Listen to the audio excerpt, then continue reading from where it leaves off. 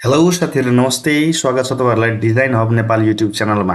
साथीहरू आज तपाईँहरू समक्ष एकदमै राम्रो दुईवटा बेडरुम किचन र एउटा राम्रो खालको चिटिक्क परेको बरन्डा सहितको घरको डिजाइन लिएर आइसकेको छु। ल हेर्नुहोस् त, यो चाहिँ हाम्रो घरको डिजाइन रहेको छ। म तपाईँहरूलाई सर्वप्रथम घरको चारैतिरको मोहरा देखाउँछु, त्यसपछि चाहिँ हामी अन्य कुराहरू गरौँला। फर इक्जाम्पल हाम्रो यो घरको लेआउट के कस्तो रहेको छ, त्यसै गरी घरको बाहिरी डाइमेन्सनको साथसाथै यो घरले कति क्षेत्रफल ओगटेको छ, हामीले यो घर बनाउँदा मेटेरियल के कस्ता युज गर्ने, त्यसै गरी यो घर बनाउँदा कति जति खर्च हामीले जुटाउनु पर्ने हुन्छ, ती सम्पूर्ण कुराहरूको चर्चा हामी गर्नेछौँ है त। ल हेर्नुहोस् त, यो चाहिँ हाम्रो घरको फ्रन्ट फेस रहेको छ साथीहरू, भने यो चाहिँ हाम्रो घरको राइट एलिभेसन रहेको छ।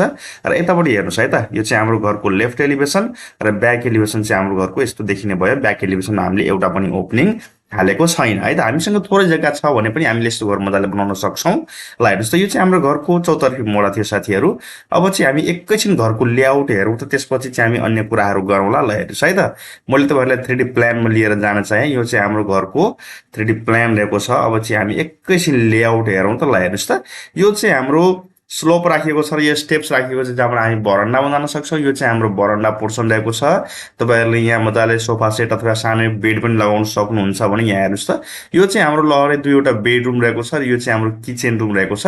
यस्तो घर प्रायः जस्तो गाउँ एरिया बनाउने भएकोले टोइलेटहरू घरभन्दा बाहिरपट्टि बनाउने गर्छन्, सो द्याट मैले यो घरभित्रै चाहिँ टोइलेट डिजाइन गरेको छैन है त। तपाईँहरूले पनि त्यही हिसाबले गर्न सक्नुहुन्छ। ल यतापट्टि हेर्नुहोस् त साथीहरू, हामीले यो घर बनाउँदा मेटेरियल के कस्ता प्रयोग गर्ने भन्दा, ल हेर्नुहोस् त, हामीले जति वाल लगाएको यहाँ देख्दैछौँ होइन, ती सबै वाल हाम्रो इँटाको गाह्रो लगाइएको छ र माथिबाट छाना हाल्ने कुरो छ भने ल हेर्नुहोस् त, यो रुफिङको काम हामी कि त सिजिया सिट पनि हाल्न सक्छौँ अथवा रुफिङ युपिभिसी टाइल्स आउँछ त्यो पनि हाल्न सक्छौँ मजाले। यसरी तपाईँहरूले हालेर यस्तो घर बनाउन सक्नुहुन्छ। बाँकी कुरो आउँछ डाइमेन्सनको। र ल हेरौँ त, सबभन्दा पहिले हामी घरको बाहिरी डाइमेन्सन हेरौँ, त्यसपछि चाहिँ हामी घरको भित्री डाइमेन्सन हेरौँला है त। ल हेर्नुहोस् त, हाम्रो घरको अगाडिको मोहडाको लेन्थ कति राखिएको छ भने 24 फुट होइन। त्यसै गरी चौडाइ हेर्नुहोस् त, चौडाइ चाहिँ 20 फुट राखिएको छ, अर्थात् हाम्रो जम्मा 480 स्क्वायर फुटमा यो घर बनेको छ। र 480 स्क्वायर फुटमा यो घर बनाउँदा कति जति खर्च लाग्छ त्यो पनि हामी चर्चा गर्नेछौँ। तर त्योभन्दा पहिले हामी एकैछिन घरको भित्री डाइमेन्सन डिटेल हेरौँ, त्यसपछि चाहिँ हामी बजेटतिर जाउँला है त। ल हेर्नुहोस्, बरन्डाको लम्बाइ चौडाइ हामीले क्लियर स्पानमा कति राख्नेछौँ भन्दा, ल हेर्नुहोस् त साथीहरू, यो चाहिँ हाम्रो बरन्डा पोर्सन रहेको छ र बरन्डाको लम्बाइ हामी 15 फुट 9 इन्ची राख्छौँ भने यसको चौडाइ कुरा गर्नुपर्दा साथीहरू, चौडाइ चाहिँ क्लियर स्पानमा कति राख्छौँ भने, ल हेर्नुहोस् त,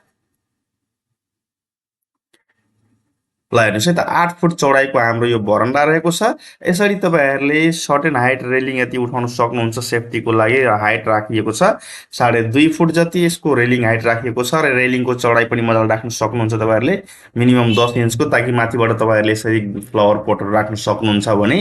अब चाहिँ हामी एकैछिन बेडरुमको डाइमेन्सन हेरौँ। बेडरुमको डाइमेन्सन हाम्रो यहाँ कति राखिएको छ त, 11 फुट 4 इन्ची यसको लेन्थ हुने भयो। र यसको ब्रेथको कुरा गर्नुपर्दा साथीहरू, यसको ब्रेथ 11 फुट 2 इन्ची राखिएको छ। सिमिलरली अर्को यो बेडरुम रहेको छ र बेडरुमको साइज हाम्रो 11 फुट 4 इन्ची नै लेन्थ हुने भयो भने यसको चौडाइ पनि सेम हुन्छ, अर्थात् 11 फुट 2 इन्ची नै राखिएको छ। र ओपनिङको कुरा गर्नुपर्दा साथीहरूलाई हेर्नुहोस् त, दुइटै बेडरुममा एउटा एउटा झ्यालको साइज हामी 4 फुट या 5 फुट राख्छौँ, जसमा 5 फुट लम्बाइ रहन्छ भने 4 फुट हाइट रहन्छ। र यसरी तपाईँहरूले एउटा बेडरुममा फ्रन्टपट्टि पनि एउटा झ्याल राख्न सक्नुहुन्छ, अर्थात् यो बेडरुममा दुईवटा झ्याल, यो बेडरुममा एउटा मात्र झ्याल रहन्छ भने एउटा एउटा ढोकाको साइज हामी 3 फुट वा 7 फुट राख्छौँ। र यतापट्टि हेर्नुहोस् त, यो चाहिँ हाम्रो किचन रुम रहेको छ। र किचन रुमको साइजको कुरा गर्नुपर्दा साथीहरू, यसको चौडाइ हामी 7 फुट प्रोभाइड गर्छौँ क्लियर स्पानमा भने यसको लेन्थ हामी कति हाल्छौँ त, लेन्थ हेर्नुहोस् त 7 फुट 7 इन्च राखिएको छ। र यसरी सर्ट एन्ड पार्टमा तपाईँहरूले किचन ऱ्याक, यसरी किचन टेबल बनाउन सक्नुहुन्छ भने यसमा ढोका एउटा राखिएको छ। ढोकाको साइज तपाईँहरूले 3 फुट वा 7 फुट राखेर दुईवटा झ्यालको साइज तपाईँहरूले 3 फुट बाई 7 फुटको राख्न सक्नुहुन्छ है त। अब कुरो आउँछ यसमा वाल थिकनेसको त, ल हेर्नुहोस् त, टोटल वाल थिकनेस यसमा 5 इन्चको राखिएको छ। र यसमा ठाउँ ठाउँमा तपाईँहरूले इँटाकै पिलर राख्नुपर्ने हुन्छ। फर इक्जाम्पल यसरी हाम्रो यहाँ यो कर्नर भयो, यहाँ भयो, यहाँ भयो, यहाँ भयो होइन, यसरी तपाईँहरूले जक्सनमा चाहिँ इँटाको पिलर राख्न सक्नुहुन्छ। बाँकी कुरो आउँछ माथिबाट हामीले गेबल वाल कति उठाउनु। ल हेर्नुहोस् त, गेबल वालको लम्बाइ हामी गेबल वालको सेन्टरको हाइट राख्न कति सक्छौँ भने, ल हेर्नुहोस् है त, सेन्टर वालको हाइट हामी कति प्रोभाइड गर्छौँ भन्दा ल हेर्नुहोस् 3 फुट हामी गेबल वालको हाइट प्रोभाइड गर्छौँ। तपाईँहरूले पनि त्यही हिसाबले गरेर मजाको रेसियो मिलाएर घरको छाना हाल्न सक्नुहुन्छ। बाँकी कुरो आउँछ यसको बजेटको। त ल हेर्नुहोस् साथीहरू, यो घर हामीले पुरै फिनिसिङ है त, जसमा प्लास्टर, पेन्टिङ, वायरिङ, प्लम्बिङदेखि लिएर झ्यालडोकाहरू सम्पूर्ण काम फिनिसिङ गर्न सक्छौँ। त्यो बजेट रहेको छ हाम्रो 9 देखि 10 लाखको बिचमा, त्योभन्दा बढी जाँदैन। खास गरी तपाईँहरू तराईमा घर बनाउन विचार गर्दै हुनुहुन्छ भने, यदि तपाईँहरू त्योभन्दा बाहिरको एरियामा घर बनाउँदै हुनुहुन्छ भने तपाईँहरूले मलाई व्हाट्सएप गर्न सक्नुहुन्छ। WhatsApp number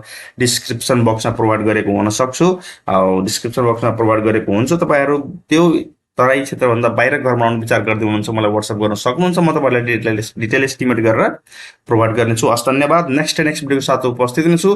please keep watch, keep supporting हस्। Thank you. र तपाईँहरूले यो घरको डिजाइन कस्तो लाग्यो, घरको डिजाइन मन परेको छ भने भिडियोलाई लाइक अवश्य गरिदिनुहोस्। साथै च्यानल नयाँ हुनुहुन्छ भने च्यानललाई सब्सक्राइब गरी बेल आइकन पनि प्रेस गरिदिनुहोस् है त। हस्, धन्यवाद। Thank you.